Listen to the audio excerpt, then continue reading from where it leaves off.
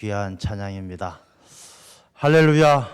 여러분의 삶이 하나님의 크신 은혜로 일어날 수 있는 능력 있는 귀한 삶이 되시기를 축원합니다. 오늘은 거룩한 주일이고 이 땅의 많은 교회에서 또 하나님의 백성들이 하나님 앞에 나와 예배를 드립니다. 우리 대한민국, 우리 조국 이 한반도 땅에 교회가 세워지고 이렇게 주일이면 예배를 드리게 된 것이 사실 그렇게 오래된 오래된 이야기가 아닙니다. 우리가 이 한국 교회 선교의 역사를 보게 되어지면 처음에 복음이 전해진 것이 뭐 한 170년, 160년 이전이지만 본격적으로 우리 한국에 복음이 들어온 것을 우리 1885년 언더우드와 아펜젤러가 입국했을 때부터 일반적으로 보게 되어집니다. 그래서 언더우드, 장로교회 언더우드와 또 감리교회 아펜젤러가 1885년에 이 땅에 들어와서 제중원을 세우고 이 땅에 복음을 전하기 시작합니다. 1885년이면 계산을 해보면 지금 한 140년 정도 본격적으로 우리나라에 복음이 들어오게 된 것입니다. 기독교가 들어온 것이 한 140년 정도 되었죠. 자, 그렇다면 이 기독교가 들어오고 나서 우리 대한민국, 우리 한반도, 우리 조국은 어떻게 달라졌을까? 물론 많은 것들이 달라졌습니다. 수많은 것들이 기독교가 들어오면서부터 달라졌는데 그 중에 대표적인 것을 몇 가지를 생각해 본다면 첫 번째는 교육입니다. 교육. 여러분, 우리가 140년 전에 이 땅에서의 우리의 삶을 생각해 보면은 참으로 이렇게 비참할 정도로 무지한 삶을 살았습니다. 그때만 해도 우리나라의 사람들은 이름을 가지지 못한 사람들이 태반이었고, 그 당시 이미 세상은 저 서구 사회에서는 뭐 옥스퍼드라든지 캠브리지, 그 다음에 뭐 하버드 대학, 이런 대학교에서 많은 인재들이 양성되고 있는 그때에 이 땅에는 그냥 서당에서 하늘천 따지만 외치고 그야말로 교육을 받지 못했던 그런 때에 기독교가 들어온 것이죠. 기독교가 들어와서 제일 먼저 힘썼던 것이 무엇이냐면 제중원을 세워서 의료사업, 이제 세브란스 병원의 전신이 되겠지만 이 제중원을 세워서 의료사업에 힘쓰고, 그 다음에 교육사업, 배제학당, 이화학당, 정신학당, 이 기독교 교육을 힘쓰기 시작했던 것이죠. 이 교육을 통해서 우리 대한민국, 우리 140년 전의 사람들이 세상을 향해서 눈을 뜨기 시작한 겁니다. 이 기독교가 들어오면서부터 우리가 세상을 조금씩 알아가게 되어지고, 그리고 교육을 받았던 그 신교육을 받았던 기독교 교육을 받았던 그 사람들에 의해서 이 한국 사회가 조금씩 변화되어지기 시작했고, 140년이 지난 지금 오늘날 대한민국이 세계에서 선진국으로 인정받고 학문과 기술을 인정받는 그런 나라가 될 수가 있었던 것이죠. 기독교가 이 대한민국에 기여한, 교육에 대한 기여한 공로만 생각해도 결코 적다라고 할 수 없는 큰 기여를 했던 것이죠. 두 번째 기독교의 큰 공헌이 뭐냐 하면 여성들의 지위가 향상된 거예요. 여러분, 140년 전에 여성들은 참으로 그 당시에 남성들 역시 지금과 비교할 수 없을 만큼 아주 비천한 삶을 살았지만, 거기에다 더더구나 그 당시 조선 시대에는 유교 성리학이 모든 사람들의 가치관을 지배하고 있던 그때에 여성들은 그야말로 참 힘들고 어려운 삶을 살았습니다. 온유월, 여자가 한을 품으면 온유월에 서리가 내린다, 그런 이야기를 합니다. 여자가 무섭다는 이야기가 아니라 그만큼 여자들이 이런저런 이유들로 마음이 맺힌 게 많고 어디 하소연할 데가 없고 참아야 된다, 너가 참아야 된다, 그런 강요 속에서 아주 힘들게 살았던 것이 여성들의 삶이었죠. 기독교가 들어오면서 기독교에선 여성들을 하나님께서 창조하신 돕는 배필로 인정해 주시고, 이 기독교에서 여성들의 지위는 오히려 남성들 못지 않죠. 예수님의 사역 가운데도 끝까지 함께하고 도와줬던 동력자들은 또 늘 여성들이었고, 그래서 이 땅에서 기독교가 들어온 이래 이 여성들의 지위가 많이 올라가게 되어졌죠. 뭐 오늘날 이 세계적으로 많은 사람들이 평가하기를 대한민국은 여자들이 살기 좋은 나라다 그렇게 이야기합니다. 뭐 물론 또 여자분들, 여성분들 가운데 인정하지 않을 분이 계실지 모르겠습니다만 이 세계적으로 평가를 그렇게 받습니다. 많은 가전제품, 우리나라가 가전제품은 그야말로 세계 1위 국가 아니겠습니까? 이 가전제품들이 잘 만들어지면서 이 여성들이 가사노동으로부터 많이 또 자유하게 되어지고, 우리가 흔히 그런 이야기 하죠. 점심 때 좋은 식당 가면 남자가 많습니까? 여자가 많습니까? 다 여자예요. 저도 가끔 이제 신방 하다 보면은 식사 같이 하시죠 해서 좋은 식당에 가서 한번 식사를 할 경우가 있는데, 가보면 남자는 저밖에 없어요. 저도 운이 좋은 사람 중에 한 명인가 봐요. 근데 물론 목사님들은 대신방 때 한 번이지만 보통 1년 내내 좋은 식당 가보면 대체로 여성분들이 좋은 식당이 많이 있어요. 남자분들은 다 구내식당 가서 3,000원짜리 밥 먹고 살아가지만, 뭐 물론 한 단면이지만 그만큼 여성들의 지위가 향상되는데 이 기독교의 영향이 아주 컸다라는 것입니다. 그 다음에 세 번째 기독교의 공헌 중에 하나라면 대한민국에 미신을 타파하고 우상 숭배를 많이 밀어냈다는 것이죠. 물론 완전히 없어지진 않았습니다만 처음에 기독교가 이 나라에 들어왔을 때는 그야말로 이 땅이 귀신의 나라였어요. 좀 아프면은 가야 될 병원이 없죠. 갈 병원이 없다 보니까 그냥 굿이나 하고 무당 불러다 푸닥거리하고 뭐 그랬던 나라가 바로 우리나라였죠. 그랬던 나라 가운데 기독교가 들어와서 그런 미신들을 쫓아내고 하나님을 잘 섬기고 하나님을 잘 믿는 자들이 복받는다, 이 말씀을 통해서 이 미신을 쫓아내고 우상 숭배를 금하도록 많은 사람들을 계몽했죠. 그리고 더 결정적으로 이 기독교의 공헌 중에 하나라고 이야기한다면 이 대한민국 국민들의 국민성을 바꿔놓은 거예요. 흔히들 사람들은 이야기합니다. 대한민국 사람들은 진짜 부지런하다라고 이야기합니다. 그래서 부지런한 대한민국 사람들이 뭐 중동의 기적, 중동의 건설붐 막 이런 것들을 밤새워 일하고 어떻게든 그 목표한 대로 계획대로 이루어내어서 성공했다, 이런 이야기를 듣고 있는데, 여러분 가만히 생각해 보면 한국 사람들이 원래부터 부지런했느냐? 그렇지 않아요. 우리가 역사를 보게 되어지면 한국 사람들은 노동을 아주 천시했어요. 조선시대까지만, 이 기독교가 들어오기 전 140년 전만 해도 이 조선사회, 우리나라에서는 이 사람들의 계급이 네 계급으로 나누어져 있었죠. 제일 위에 양반, 귀족 계급이죠. 귀족 계급이 있었고, 그 밑에 중인, 그 밑에 상민, 그 다음에 제일 밑에 천민. 여러분 이렇게 구분되어지는 그 기준이 뭐냐 하면요, 노동이에요. 노동.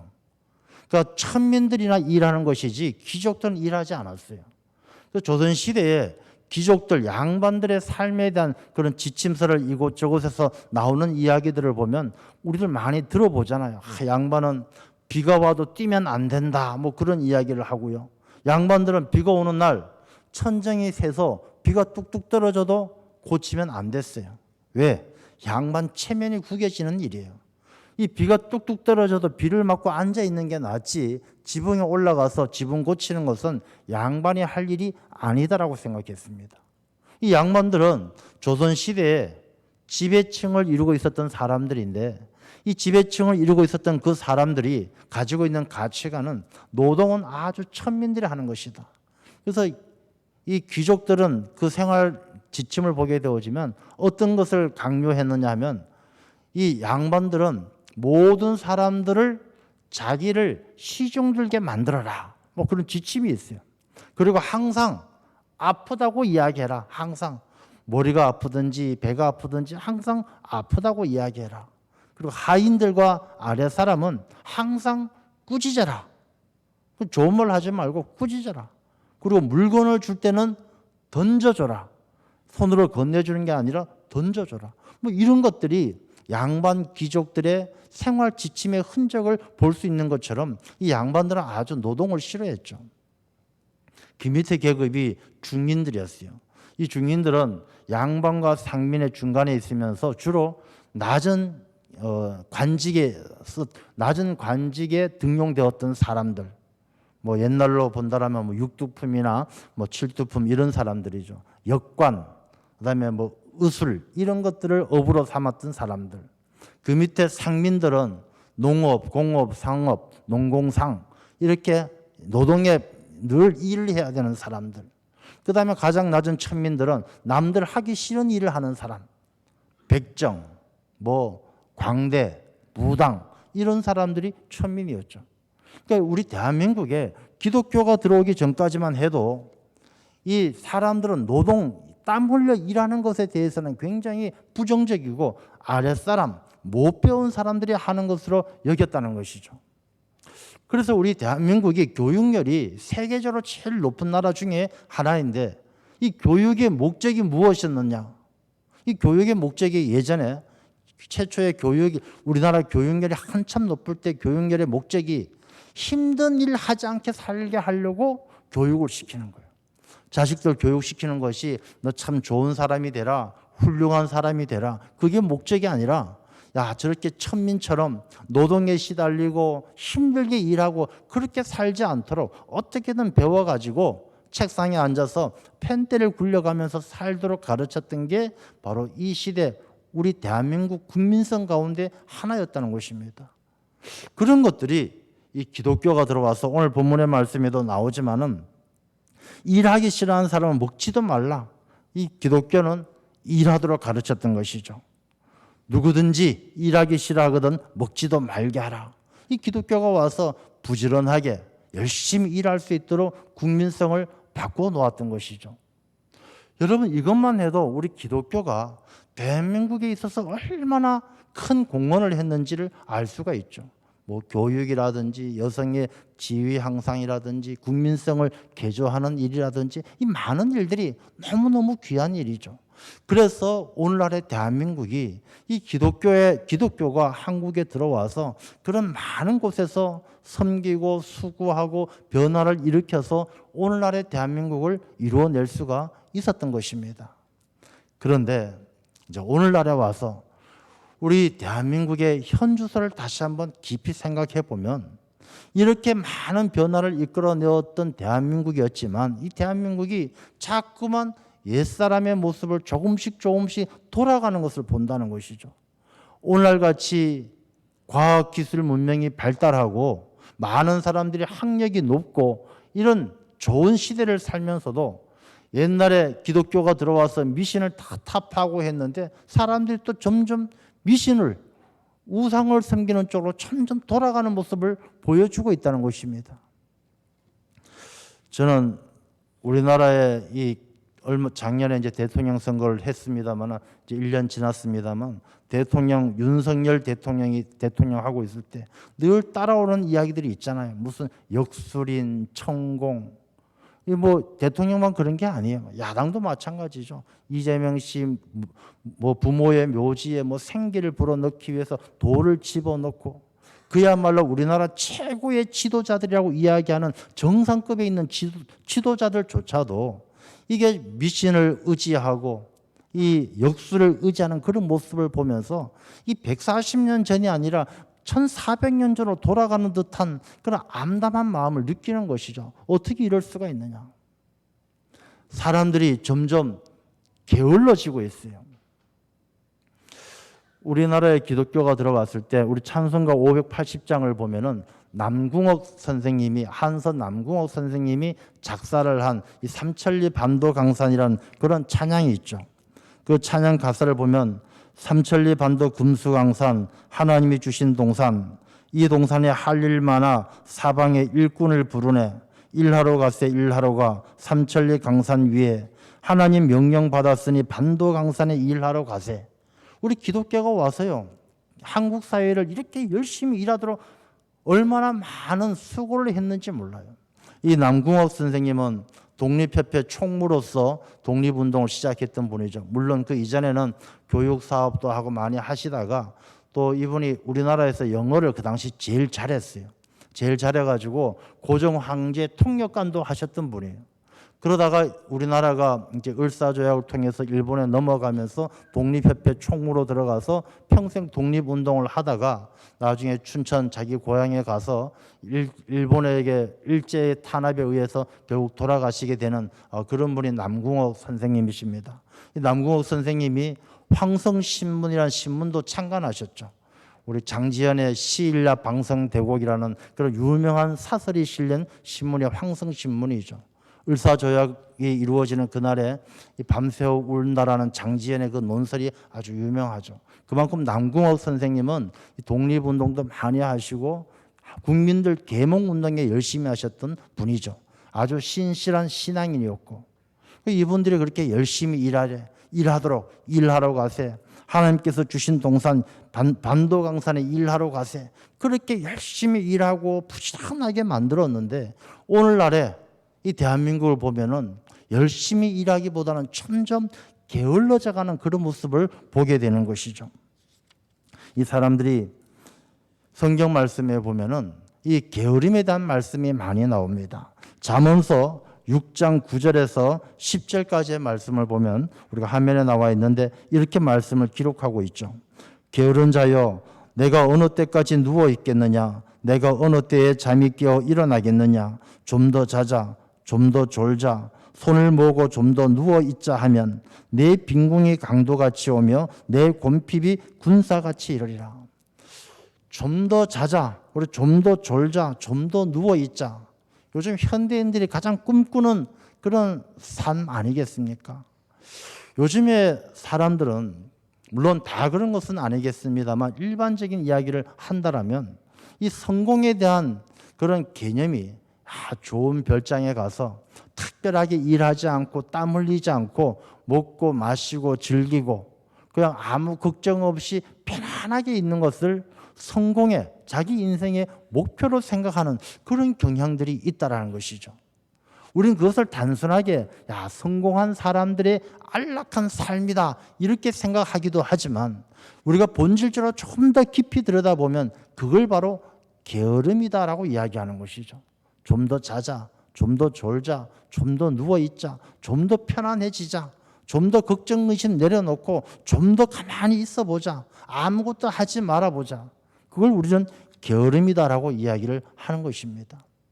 사람들이 성공한 사람들, 여행 많이 가는 사람, 휴가 오래 가는 사람, 열심히 일하는 사람이 아니라 땀 흘려 애쓰는 사람을 귀하게 보는 것이 아니라 먹고 놀고 여행 가고 휴가 가고 그걸 성공의 척도로 보고 그것을 부러워하는 그러한 삶의 모습이 우리 가운데 나타나고 있다는 것입니다.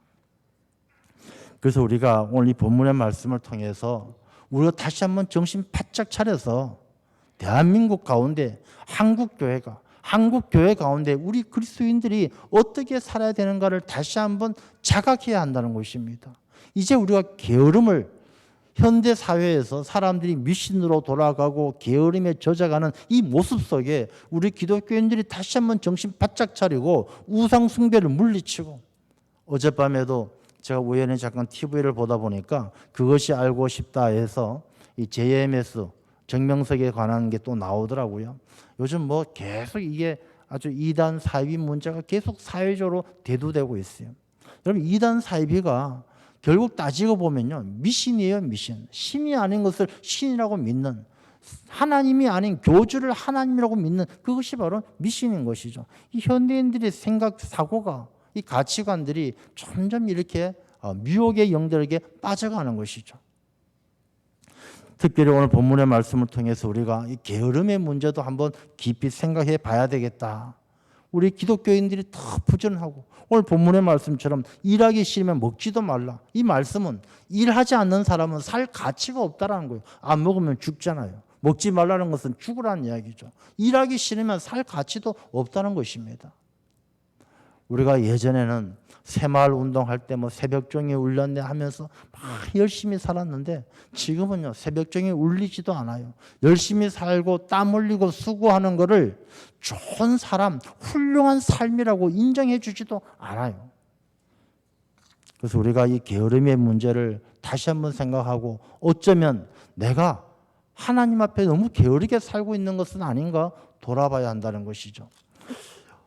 이 게으름에 대해서는 어떤 신학자가 그렇게 이야기합니다. 게으름은 악마가 베고 자는 베개와 같다. 게으른 사람은요, 악마가 그와 함께 같이 잠을 잔다라는 거예요. 게으름 위에 악마가 와서 잔다라는 거예요. 게으르면은 악마가 함께하고 악마의 역사가 일어난다는 거예요. 여러분, 게으름은 먼저 사람들에게 병을 가져옵니다. 병을. 이 말씀 가운데 보면 그런 예전에 전해지는 이야기 가운데 그런 이야기가 하나 있어요. 어떤 학자가 이 아프리카에서 원숭이들을 잡아왔어요. 원숭이들을 잡아와가지고 이 원숭이들을 가지고 이제 연구를 하기 위해서 잡아왔는데 이 원숭이들이 와서 이제 가두어 놓고 먹이를 주고 다 보살펴 줬는데 이 원숭이들이 아프리카에서 뛰어놀던 원숭이들이 다 가두어 놓고 먹이 주면은 이게 운동도 안 되고 움직이지도 않으니까 금방 병들어서 다 죽더라는 거예요. 그 원숭이들이 죽는데 그 죽는 과정을 지켜보니까 이 운동을 안 하고 가만히 있다 보니까 혈압도 올라가고 관절염도 생기고 또 당뇨도 찾아오고 결국은 죽더라는 거예요. 여러분, 우리가 가만히 있는 것이 편안하고 좋은 것 같지만 가만히 있고 편안하고 아무 일 하지 않는 그 게으름은 결국엔 우리 인생을 병들게 만들고 우리를 죽게 만든다는 것을 우리가 잘 깨달아 알아야 되는 것입니다. 몸만 그런 것이 아니고 우리가 영적인 삶도 마찬가지예요. 자, 우리가 영적인 삶을 생각해 볼 때 우리가 교회에서 많은 분들이 신앙생활을 해요. 근데 신앙생활 할 때 가급적이면 우리가 하나님의 일에 봉사하고 섬기는 일에 가급적이면 좀 더 쉬자, 좀 더 졸자, 내가 좀 더 손을 놓고 있으면 누군가가 내 대신 하겠지, 누군가가 하겠지, 이런 생각이 영적인 게으름으로 우리 가운데 꽉 차 있지 않는가 한번 깊이 생각해 봐야 한다는 것입니다. 교회 와서 앉아서 예배 드리고 목사님 말씀하시면 듣고 끝나고 나면 아이고 오늘 예배 잘 드렸다 가고, 우리가 여기에서만 멈춘다라면 내 삶에도 영적인 게으름이 있는 것이죠. 어떤 사회학자가 그런 이야기 한 것이 기억이 납니다. 이 병든 사람 열이면 열, 그러니까 이 병들었다는 것이 뭐 우리가 질병으로 들었다는 것이 아니라 그 사람의 사회적 삶이 병든 사람, 사회적 관계가 잘 안 되고 뭐 여러 가지 일이 잘 안 풀리고 어려운 사람, 이런 사람들 열이면 열 대부분은 게으른 사람이다. 사회학자가 그렇게 평가한 것을 본 기억이 납니다. 여러분, 우리가 게으른 사람은 관계에도 문제가 생기고 생활에도 문제가 생기고 이 게으른 사람에겐 사회적 질병이 찾아와요. 신앙생활에 게으른 사람은 영적인 질병이 찾아온다는 것입니다. 요즘에 사회적으로 크게 문제가 되고 있는 것이 대표적으로 마약이죠. 여러분, 우리 마약 청정국이었어요, 대한민국이. 근데 요 근래 들어서 마약에 관한 이야기가 많이 나오는데, 그래서 제가 한번 얼마 전에 마약에 대해서 한번 이렇게 인터넷에서 검색을 해봤어요. 도대체 마약이 어느 정도 퍼져 있는지, 마약이 어느 정도 문제인지. 여러분, 마약 사범, 마약과 관련되어서 잡혀가는 이 마약 사범이요, 1년에 2만 명이 넘어섰습니다. 마약 사범이 2만 명이 넘어섰다는 것은요, 엄청난 숫자예요. 그리고 마약 사범 중에 제일 나이가 어린 사람이 몇 살이냐? 14살이에요. 여러분, 이게 참 14살이면 인생이 마약이 뭔지도 몰라야 될 나이예요. 인생이 뭔지도 모르고 인생의 고달픔이 뭔지도 몰라야 될 나이가 14살이에요. 그런데 14살이 벌써 마약에 손을 대고 있다는 것은 너무너무 안타까운 현실이죠. 청소년, 10대의 청소년이 20대의 사람들, 남자를 한 6명 정도 자기 부하로 두고 마약을 판매하는 그런 청소년이 있다라는 거예요. 근데 여러분, 이 마약이라는 것이 가만히 생각해 보면 그 마약의 뿌리가 어디에 있느냐? 게으름에 있어요. 게으름에.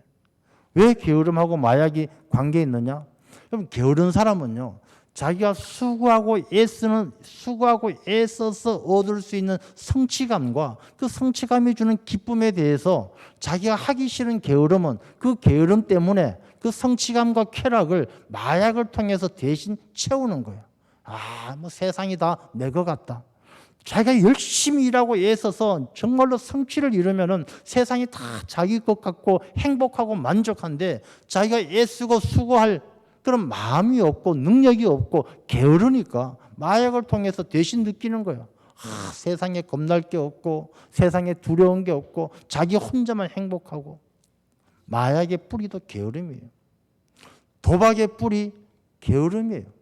도박하는 사람들요, 다 게으르기 때문에 도박하는 거예요.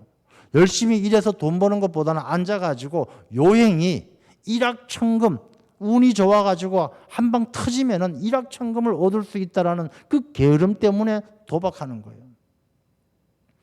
우리가 게으르다라는 이야기가 그 원어의 뜻을 보게 되면은 두 가지 뜻이 있어요. 돌보지 않는다, 책임지지 않는다. 이게 게으름이에요.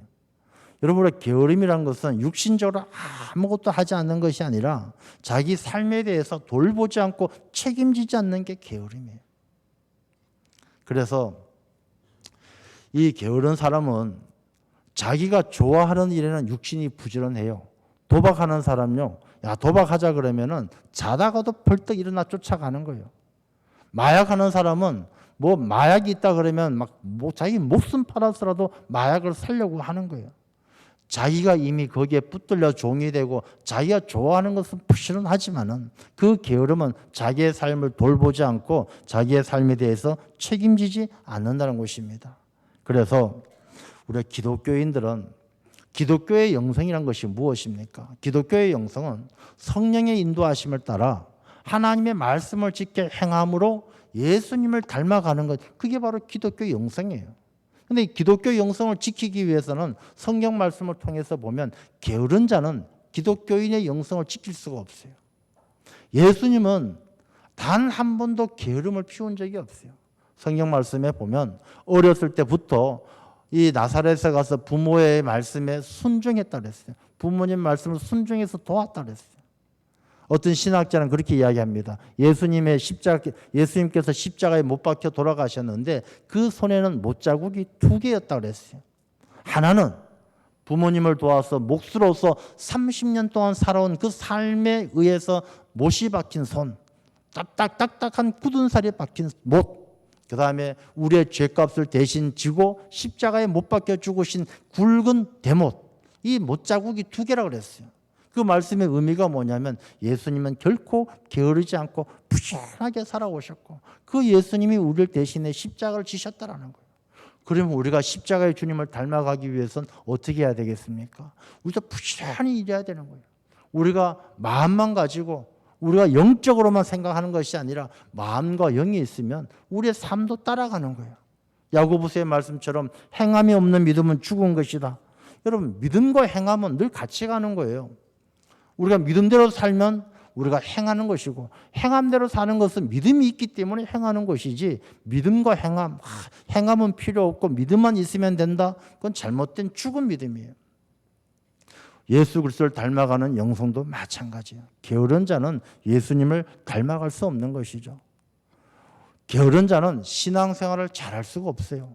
여러분, 주일날 여러분들 이렇게 나와서 예배 드리는 것 여러분들이 게으르지 않기 때문에 예배할 수 있는 거예요. 게으른 자는 예배 드릴 수가 없어요. 게으른 자가 가장 부지런할 때는 언제냐? 핑계 댈 때, 변명할 때만 부지런해요.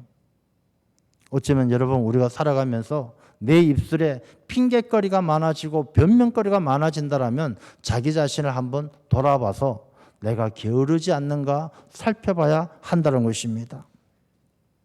헨리 데이빗이라는 그런 사회개혁 운동가였던 분은 그런 이야기를 한 적이 있습니다. 몸을 부지런히 움직이는 데에서 지혜와 순결이 온다. 게으름으로부터 무지와 욕망이 온다. 그렇게 이야기했습니다. 게으른 사람은요, 점점 무지해지고 욕망만 커져요.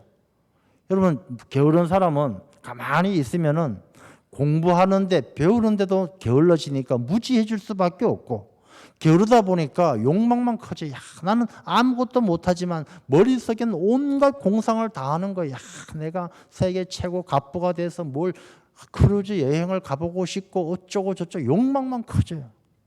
여러분, 자기 자신은 능력은 없고 욕망만 커지고 아는 것이 없고 무지해지면 그 사람은요, 병 들어가는 거예요. 게으른 사람은 열심히 일하다 보면요, 지혜가 오고 순결이 온다 그랬어요.